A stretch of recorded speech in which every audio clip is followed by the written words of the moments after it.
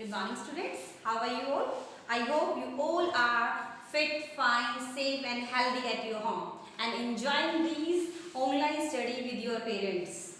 Today is in accountancy class. We are going to start our basic accounting equations. In accounts, in last 2 or 3 videos, we covered again and again basic accounting terms. भी हम accounts में जो new terms हैं, terminology है that using in accountancy we have already covered. मैंने बार बार आपको उन्हीं टर्म्स को समझाया है.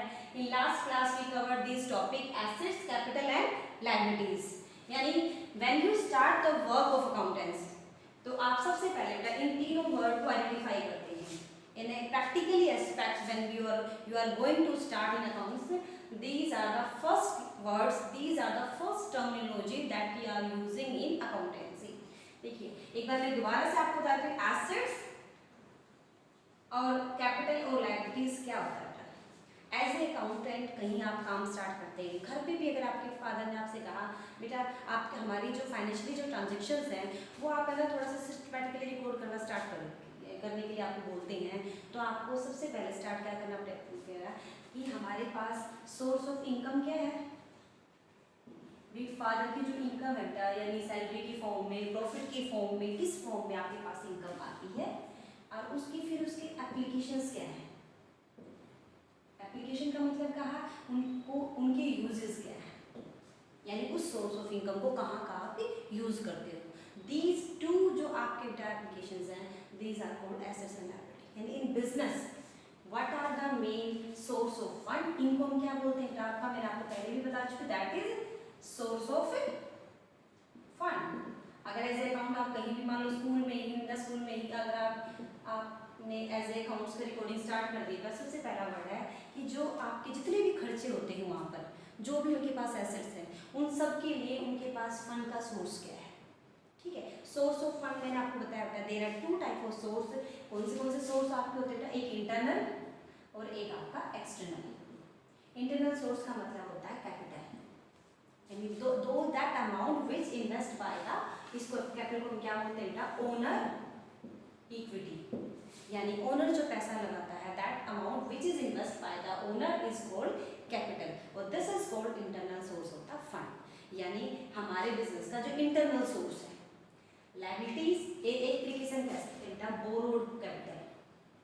बोरोड कैपिटल यानी दैट अमाउंट या फिर कोई भी किसी भी फॉर्म में in any form when you borrow something from outsiders, किसी भी फॉर्म में, चाहे आप क्रेडिटर की फॉर्म में, जो लोन की फॉर्म में, कहीं से भी पैसा जब बाहर से बोरो करते हैं वो हमारी क्या कहलाती है एक्सटर्नल लायबिलिटीज या फिर एक्सटर्नल सोर्स ऑफ फंड. यानी ये हमारे टू क्या है सोर्स ऑफ फंड. और एसेट्स क्या होती है दैट यानी हमारी एप्लीकेशन ऑफ फंड, यानी जहाँ पर इस फंड को यूज किया गया, जहाँ पर इस फंड को अप्लाई किया गया that is called assets. Assets are wealth यानी एक तरीके की हमारी वर्थ है या हमारी प्रॉपर्टीज हैं जो हमने इस सोर्स को यूज करके खरीदी है. ठीक है. इसी से इन्हीं टर्म से क्या हमारी बनी है बेसिक अकाउंटिंग इक्वेशन. हमारे अकाउंटिंग इक्वेशन यानी जो फंडामेंटल अकाउंटिंग इक्वेशन क्या कहती है आपकी एज अकाउंट जब स्टार्ट करोगे तो हम लोग एक स्टेप वाइज काम करते हैं.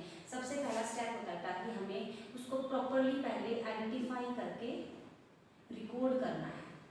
जैसे हम अकाउंटिंग इक्वेशन से रिकॉर्डिंग स्टार्ट करें इसके बेस में जर्नल तैयार करेंगे.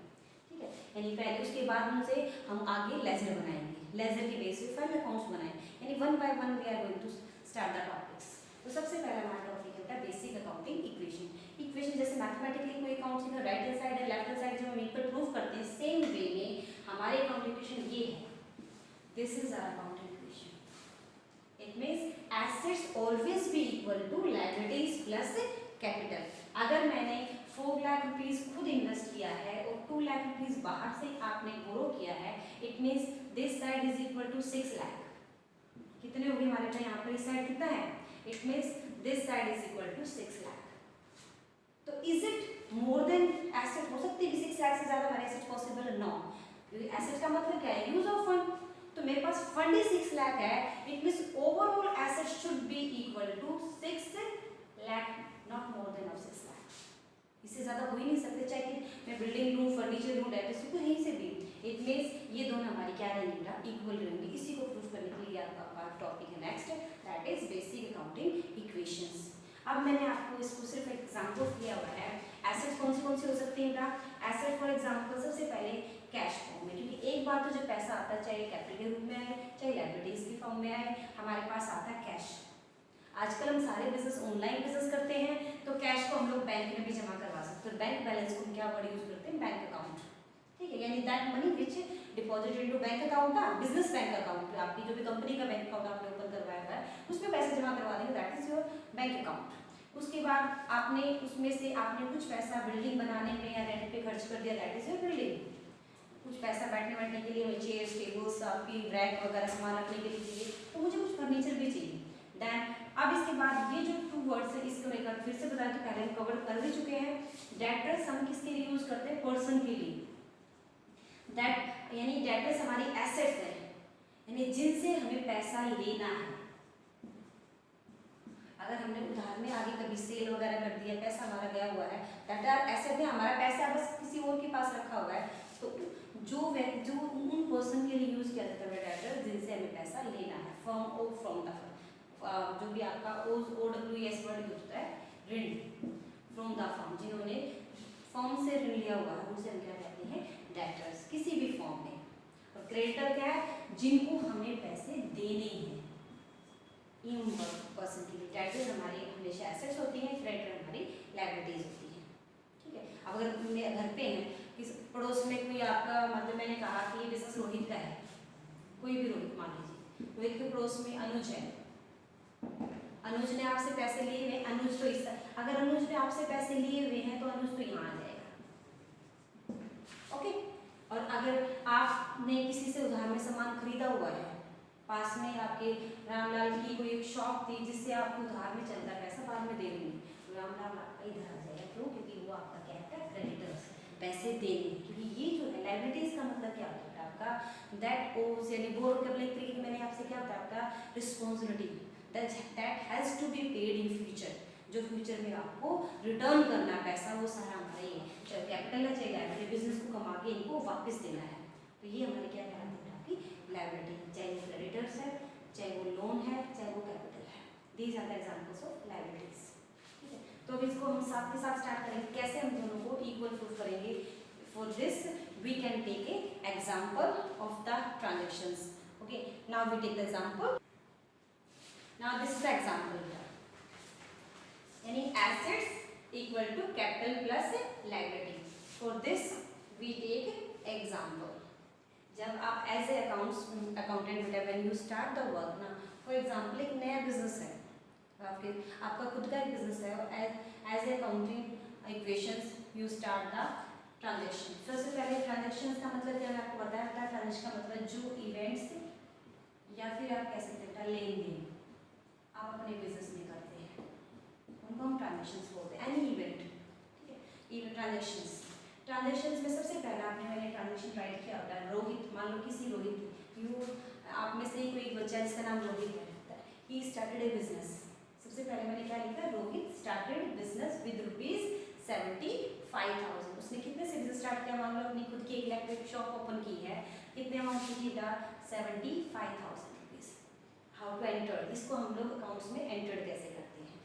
मैंने सबसे पहले बताया था, इनमें से 4 वर्ड लिखे हैं, ऐसे एग्जाम्पल 2 ही लिखे। पहले कैश, जो बिजनेस में शुरुआत में आपके पास आता है। स्टॉक किसे कहते हैं बेटा? यानी जिस चीज़ का बिजनेस करते हो। फॉर एग्जाम्पल मैंने आपसे कहा कि ये जो बिजनेस है किस चीज़ का है? इलेक्ट्रिक गुड का है। आप इलेक्ट्रिक गुड्स में बिजनेस कर रहे हैं, तो इलेक्ट्रिक गुड्स में मतलब कोई भी चीज़ हो सकती है, आपकी आयरन हो सकते हैं, फैन हो सकते हैं, ट्यूबलाइट्स हो सकती है आपकी तो एक आपने गाँव में आपके पास में जो टाउन है वहाँ पे इलेक्ट्रिक शॉप ओपन की है, तो इलेक्ट्रिक के रिगार्डिंग जितना भी सामान आप आगे रीसेल के लिए परचेज करेंगे, दैट इज कॉल्ड गुड्स। और जो गुड्स आप परचेज करोगे किस तरह हो जाएगा आपका? स्टोर के अंदर। ओके, और अलग से अगर उस शॉप के लिए आप कोई वहाँ के यूटिलाइज के लिए बेटा कोई भी ऐसी चीज़ परचेज कर देंगे, वहाँ के लिए AC परचेज किया है, AC वैसे इलेक्ट्रिक गुड्स है, लेकिन आपने शॉप की पर्पज़ के लिए कि वहाँ बैठने के लिए फर्नीचर परचेज किया है, दैट इज कॉल्ड एसेट। अब आपके दो, यानी स्टॉक में कौन सा ऐड होएगा? जो आगे रीसेल के लिए करेंगे। और अगर आप उसी के लिए यूज़ करने के लिए, शॉप के यूज़ करने के लिए बिल्डिंग, कोई आप अपना AC परचेज कर रहे हैं, गाड़ी खरीद रहे हैं, वो हमारी उनका खुद का नाम आ जाएगा। फॉर एग्जांपल वहाँ के लिए अगर कोई फर्नीचर खरीदोगे तो यहाँ ऐड हो जाएगा, नाम देंगे। यानी गुड्स जिसका प्रॉपरली कोई भी इसमें सारी चीज़ आ सकती है, ट्यूबलाइट भी, फैन भी, आयरन भी, ठीक है, स्विच बोर्ड भी, तो ये सारी चीज़ें तो गुड्स में, गुड्स जहाँ वर्ड होगा वो तो स्टॉक में ऐड हो जाएगा। इसके अलावा वहाँ ऑफिस के पर्पज़ के लिए जो अगर आप कोई एसेट परचेज करते हो नहीं यहाँ पे राइट करते हैं। ओके, फर्स्ट एग्जांपल है, फर्स्ट ट्रांजेक्शन है Rohit started business with cash. Rohit यहाँ पर ओनर है, रोहित क्या बेटा ओनर है। ओनर जो स्टार्टिंग में पैसे लेकर आता है उसको हम क्या बोलते हैं, कैपिटल। इट मीन्स इस टाइम में अकाउंटिंग इक्वेशन में क्या इंक्रीज हो गई, अकाउंटिंग इक्वेशन का मतलब था कि एवरी ट्रांजेक्शन, हर जो ट्रांजेक्शन होती है दो जगह अफेक्ट करेगी। टू प्लेस अफेक्ट का मतलब या तो दोनों जगह क्या होगी, प्लस होगी, यानी यहाँ से भी कोई चीज़ इंक्रीज हो जाएगी, यहाँ से भी कोई चीज़ इंक्रीज हो जाएगी। अगर एक ही साइड आ रही है, एक एसेट कम हो रही है, एक एसेट बढ़ रही है, तो प्लस माइनस दोनों तरफ हो जाएगी, या तो दोनों साइड माइनस या दोनों साइड प्लस। और अगर एक साइड है तो दोनों चीज़ होगी प्लस माइनस, क्योंकि अफेक्ट ट्रांजेक्शन खत्म होने के बाद में दोनों साइड इक्वल होना चाहिए। मैंने स्टार्टिंग में बताया कि they should be, they must be equal, यानी asset always be equal to capital plus liability. तो ये हमारा इसका रिलेशन होता है, या तो बोथ साइड प्लस या बोथ साइड माइनस, क्योंकि हर ट्रांजेक्शन, मैंने आपको स्टार्टिंग में वीडियो में बताया हुआ है, हम किसको फॉलो करते हैं, ड्यूल एस्पेक्ट्स को। Every transaction affect two effects, यानी टू एस्पेक्ट्स, यानी हर ट्रांजेक्शन के दो पहलू होते हैं, कोई एक चीज़ डेबिट होगी, एक चीज़ क्रेडिट होगी। जैसे मैं कुछ चीज़ परचेज करती हूँ, मेरे पास सामान आ रहा है तो पैसे जा भी तो रही है, तो every transaction having two aspects, तो उसके अकॉर्डिंग हम इसको ट्रांजेक्शन को कंप्लीट करेंगे। आप देखिए, बिजनेस स्टार्ट किया तो यहाँ प्लस हो जाएगा बेटा 75,000, यहाँ प्लस हो गया 75। बिजनेस में ये जो 75 वो लेकर आया है, तो यहाँ से हमारा क्या बन गया बेटा, कैश। तो यहाँ में क्या लिख दूँगी, प्लस 75,000, यानी कैश इंक्रीज हो गया यहाँ पर। अभी अगर हम इसका टोटल करते ये भी 75, ये भी 70 चल रहा है। नाउ नेक्स्ट एग्जांपल, अब उसने 75 रुपीज़ में से ही परचेज फर्नीचर 5000, भी वहाँ बैठने वगैरह के लिए उसने 5000 रुपये का क्या खरीदा, फर्नीचर परचेज किया। तो यहाँ स्टॉक में कुछ नहीं ऐड हुआ, या तो फर्स्ट ट्रांजेक्शन होगी, उस टाइम पे यहाँ पे भी ये कुछ नहीं था, मैंने पहले ट्रांजेक्शन कंप्लीट कर दी इक्वेशन यहाँ तक। अब नाउ ही परचेज फर्नीचर, आपका फर्नीचर यहाँ पे है, यहाँ पे आप लिख दीजिए 5000 रुपीज़। इस फर्नीचर खरीदने में क्या क्या इफेक्ट हुआ, दो चीज़, फर्नीचर आया, कैश चला गया।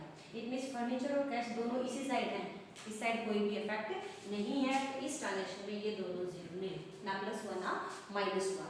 तो 5000 का फर्नीचर प्लस हो गया, लेकिन इस फर्नीचर के लिए कैश क्या हो गया, माइनस, यहाँ पे zero. Is it clear? It means 5000 furniture comes in business, it is added, और हमारे पास से क्या चला गया बेटा, कैश चला गया, तो कैश डिडक्टेड। तो ये ट्रांजेक्शन हमारी सेकंड हो गई। तीसरा example, he purchase goods of ₹20,000। अब मैं यहाँ वर्ड करें गुड्स, बिजनेस के लिए गुड्स। अगर मेरा क्लोथ का बिजनेस चलता है तो क्लोथ मेरे लिए गुड्स है, जब भी मैं आगे बेचने के लिए क्लोथ। अगर मेरे पास शूज़ का बिजनेस है, शूज़ मेरे लिए गुड्स है। अगर रिलायंस का पेट्रोल पंप वगैरह अगर लगे तो पेट्रोल जब भी खरीदेंगे तो पेट्रोल उनके लिए गुड्स है, ठीक है। यानी गुड्स का मतलब होता है anything in which regularly deal in business, that is called goods. जिस भी चीज़ का बिजनेस करते हो गुड्स कहलाता है। तो इसमें अलग इलेक्ट्रिक बिजनेस है इसका, तो इलेक्ट्रिक के सामान आगे सोल्ड करने के लिए इसने कितना परचेज किया, 20,000। अब यहाँ पे इसने लिखा नहीं, किसी इसमें जब कुछ भी नहीं लिखा, इसने कैश में परचेज किया है, ठीक है। तो 20,000 का आपने इसमें सामान खरीदा है, तो सामान खरीदा है तो हमारा स्टॉक इंक्रीज हो गया, कितने से, 20,000 से। ये स्टॉक अपने आप तो आया नहीं है, आपने स्टॉक के बदले में यानी गुड्स के बदले में कुछ क्या दिया होगा, पैसे दिए होंगे, तो यहाँ क्या हो जाएगा बेटा, माइनस, ठीक है। फर्नीचर में कुछ चीज़ प्लस माइनस नहीं हुई, यहाँ भी कोई चीज़ प्लस माइनस नहीं हुई। Is it clear? Next, he purchase goods on credit. ये ऑन क्रेडिट का मतलब क्या है, ऑन क्रेडिट का मतलब आपने उधार में सामान खरीदा, यानी 20,000 का तो कैश में परचेज कर लिया, ठीक है, लेकिन अब आपने 16,000 का कैसे परचेज किया, ऑन क्रेडिट। ऑन क्रेडिट को उधार में, यानी उसको पैसे बाद में लौटाओगे, तो इट मीन्स स्टॉक तो इंक्रीज हो गया 16 से। क्या कैश कम होगा, नहीं होगा, क्योंकि मैंने दिया ही नहीं है अभी, तो यहाँ जीरो। फर्नीचर में कोई एंट्री नहीं होगी। तो ये आपने जो पैसे किसी को देने हैं, तो मैंने एक दो वर्ड बताया था यहाँ, डेटर्स। डेटर्स तो तब क्रिएट होंगे जब आप क्रेडिट सेल करेंगे, क्योंकि उनसे तो पैसे लेने हैं, अब देने हैं किसी को, तो हमारे इधर क्या क्रिएट हो गया बेटा, प्लस 16,000, यानी हमें पैसे देने हैं, उधार में खरीदा है, 16,000 उधर प्लस हो जाएंगे। अब अगर जस्ट अगर हम आगे की ट्रांजेक्शन से पहले एक बार मैं यहाँ पर टोटल बताती हूँ आपको क्या इक्वल है, करके देखिए। कैश मेरा कितना है 75 था, 5000 लेस हो गया 70 बच गया, 70 में से 20 फिर लेस हो गया तो मेरा कितना आ गया 50,000 मेरे पास अब कैश इन हैंड है। स्टॉक कितना हो गया 20 का पहले था 16 का अब ले लिया कितना है 36,000। फर्नीचर कितने का है हमारे पास अभी हाथ में 5,000। अभी उधार में हमने किसी से कुछ भी सेल नहीं किया तो ये जीरो है। कैपिटल मेरी कितनी है 75,000। क्रेडिटर्स कितने क्रिएट हो गए 16,000। तो क्या दोनों का मैं इस साइड का टोटल 91,000। अभी सर देखिए 53 86 और 591 दोनों का सॉल्व इक्वल चल रहा है ना, ये तो मेरी अकाउंटिंग कहती है इट ऑलवेज बी इक्वल। समझ में आ गया। Next he sold goods costing ₹12,000 for 15,000। अच्छा एनी टाइप ऑफ बिजनेस कभी ऐसा हुआ कि जितने का मैंने खरीदा उतने का मैं बेच दूं तो मुझे क्या प्रॉफिट हुआ। हम बिजनेस का मतलब ही क्या है when you purchase on cost यानी कम रेट में and when you sold with profit. तो यहाँ पे भी यही कहता है ही सोल्ड गुड्स कॉस्टिंग ₹12,000 यानी 12,000 का जो सामान उसने कितने में सेल किया 15,000 में, यानी 12,000 रुपये का सामान आगे जाके उसने 15 में यानी 3,000 उसका प्रॉफिट है। तो अब मुझे 1 बाय 1 करके देखो। सबसे पहले ही सोल्ड गुड्स तो सबसे पहला फैक्ट किस पे जाएगा स्टॉक पे, क्योंकि कितने का सामान चला गया मेरे पास से 12,000 का, कम हो गया ना क्योंकि मैंने बेच दिया। ये 12,000 का जब सेल किया तो आपने कैश में बेचा 15,000 का तो मेरे पास कैश बढ़ेगा कि कम होएगा इंक्रीज होगा, क्योंकि जब सेल कर रहे थे मेरे पास यहाँ क्या हो गया 15,000 कैश इंक्रीज हो गया। देखिए अब 12,000 का स्टॉक था 15,000 कैश, अब दोनों का जो डिफरेंस है 3,000 का वो मेरा प्रॉफिट है और प्रॉफिट बिजनेस कौन चला रहा रोहित चला रहा तो रोहित की कैपिटल में ऐड होएगा यानी रोहित की यहाँ पर कैपिटल में क्या हो जाएगा ये ऐड हो जाएगा 0। अब देखिए 15 माइनस 12 यहाँ पे 3,000 का इफेक्ट हुआ ना, यहाँ पे भी 3,000 का इफेक्ट हुआ है। जैसे एक इसका एग्जांपल और ले लेते हैं। ही सोल्ड गुड्स कॉस्टिंग ₹5,000 यानी 5,000 रुपये का सामान आपने उसने कितने का सेल किया 7,000 में ऑन क्रेडिट लिख दिया बस यहाँ पर उसने किस चीज़ में सेल किया बेटा उधार में सेल किया, सेल तो किया है लेकिन कैश में नहीं, कैसे ऑन क्रेडिट। ऑन क्रेडिट का मतलब 1 बाय 1 करेंगे। सबसे पहले ही सोल्ड गुड्स ऑन कॉस्टिंग इसका मतलब है स्टॉक में से कितने का लेस कर दो बेटा 5,000 यानी 5,000 रुपये का सामान चला गया आपके पास से। ठीक है आपके पास कैश कितना है 7,000 लेकिन कैश में एंट्री नहीं हुई। कैश 7,000 प्लस क्यों नहीं कर रही क्योंकि कैश मेरे पास आया ही नहीं है। ठीक है अब क्या है ऑन क्रेडिट और उधार में पैसे आएंगे बाद में आएंगे अभी नहीं आएंगे। इट मींस क्या क्रिएट हो गया मेरे डेटर्स फर्नीचर कुछ नहीं है यहाँ प्लस कर दीजिए बेटा 7,000। इट मींस यहाँ क्रिएट होगी इसके नीचे। इट मींस आप अगर साथ के साथ आप जीरो लिखते जाएंगे तो आपको जगह भी आपको ऑक्यूपाई हो जाएगी। ये हमारे क्रिएट हो बेटा 7,000। डेटर्स कौन होते हैं दोबारा हो जाते हो जिनसे पैसे लेने हैं लेनदार और ये कौन होता है जिनसे इनको पैसे देने हैं। ठीक है तो डेटर्स कब क्रिएट हुए जब मैंने उधार में सेल किया। अब आपने इलेक्ट्रिक शॉप पर किसी को उधार में बेचोगे तो नेम राइट करते हो ना कि बाद में से ले लूँगा तो ये वो डेटर्स है एंड सेम किसी को देने हैं तो मेरे क्रेडिटर्स है। अभी ऐसे समझ में आया कि 5,000 का गुड्स क्या लेने कितने 7,000 दोनों में डिफरेंस है 2,000 का वो क्या होगा प्रॉफिट है लॉस है। प्रॉफिट है तो यहाँ पे प्लस कर दूँगी लॉस होता तो यहाँ पे माइनस हो जाता। Is it clear. अगर मैं यहाँ तक की एंट्री में बताऊँ तो आपको यहाँ का टोटल लेवल कर लेते हैं आपको कंफ्यूजन के लिए कि आप इतनी एंट्री कर रहे हो टोटल इक्वल चल रहा है। देखो 50,000 का कैश था 15,000 और आ गया तो कितने का हो गया कैश है मेरे पास 65। 36 का स्टॉक था 17 का माइनस हो गया। इट मीन्स मेरे पास स्टॉक कितना बच गया अपना 9 36 का और आपका हो जाएगा 17 19। इट मीन्स मेरे पास स्टॉक बच गया अपने 19 का प्लस 5,000 का फर्नीचर और 7,000 के स्टॉक। यहाँ पे कितना हो गया था 75 5 80 प्लस 16 तो दोनों का टोटल 96 ना। यहाँ देखिए 96 है आपका कितना हो जाएगा 65 एंड 19 हो जाएगा आपके पास 84 और 9 89 और 7 96। यहाँ भी 96 और यहाँ भी 96 इसमें जो है ये सही चल रहा है क्वेश्चन आपका। लास्ट टाइम भी मैंने 2 लिखी है व्हेन यू पेड रेंट। आवश्यकता आपने बिल्डिंग रेंट के लिए रखी है तो जब भी आप कुछ पे करेंगे हमेशा ध्यान कुछ भी चाहे सैलरी है चाहे रेंट है चाहे कमीशन है चाहे इंश्योरेंस है चाहे आप एनी एक्सपेंसेस जब भी पे करेंगे कैश का हो जाएगा बेटा कम, और इधर से क्या कम कर देंगे, कैपिटल। सेम जब भी कुछ रिसीव करोगे कैश प्लस कैपिटल प्लस। मैंने दो एग्जांपल लिए, एक पेड का लिया, पेड रेंट फीस है 1000 रुपीज, यहाँ से लेस हो जाएंगे 1000 रुपीज, और यहाँ कोई भी इफेक्ट नहीं, इधर से आप इधर माइनस हो जाएंगे, एक यहाँ माइनस हो गया, यहाँ माइनस, इसकी यहाँ पर कोई भी इफेक्ट नहीं हुआ, क्योंकि ना हमारा कोई इंक्रीज हुआ ना कोई डिक्रीज हुआ। सेम रिसीव कमीशन आपने भी काम किया होगा, कैपिटल बढ़ गई आपकी, क्योंकि 1000 रुपये आपको 2000 रुपीज एज ए कमीशन मिल गया तो कैश क्या हो जाएगा प्लस 2000 प्लस 2000 0। अब अगर मैं लास्ट में इसमें कह फाइनल इक्वेशन, यानी इतनी सारी पूरे महीने की आपने ट्रांजेक्शंस कर ली, अगर मैं आपसे कोई मेरे आपसे पूछेगा what is the final equation, तो आप बिल्कुल बकायदा बिल्कुल सिस्टमैटिकली बता सकते हो। आज कैश इन हैंड आपके पास कितना आएगा 66,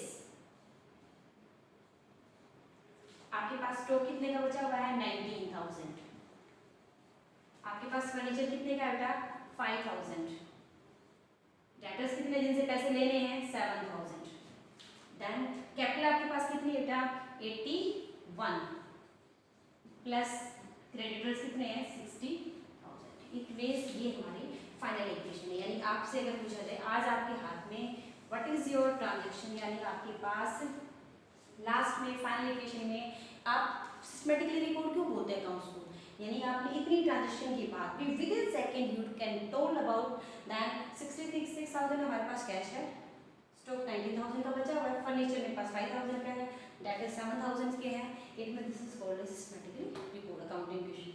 मैं आपको एज ए पीडीएफ में एक दो क्वेश्चन होते हुए ट्राई एट होम, अगर डाउट्स हैं then send to me back, okay बेटा।